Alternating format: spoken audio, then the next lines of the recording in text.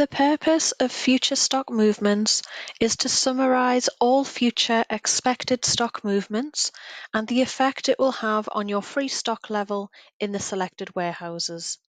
Any demand, such as sales orders or works orders, where stock has been allocated, will not be displayed as this feature pertains to free stock and the requirements of that free stock.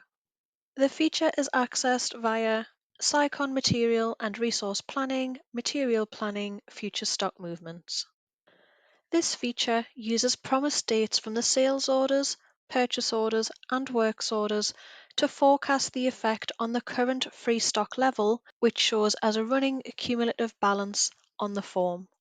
The reschedule date is provided for information purposes. The intention is that the user will update the dates on relevant works orders and purchase orders manually as needed.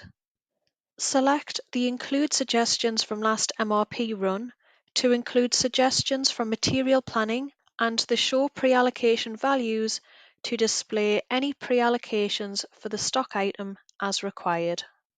You can use the filters at the top of the page to refine the data based on warehouse or movement types.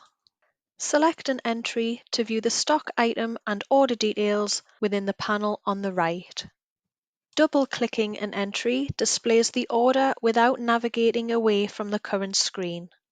Works orders opened in this way can be processed through to completion using the action buttons within the works order form.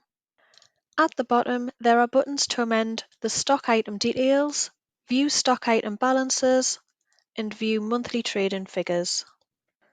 In summary, this is a great feature to assist with stock control and cash flow management, as it allows you to review in advance of any physical stock movement, what you have in hand, how it will be used, and when new stock will be expected.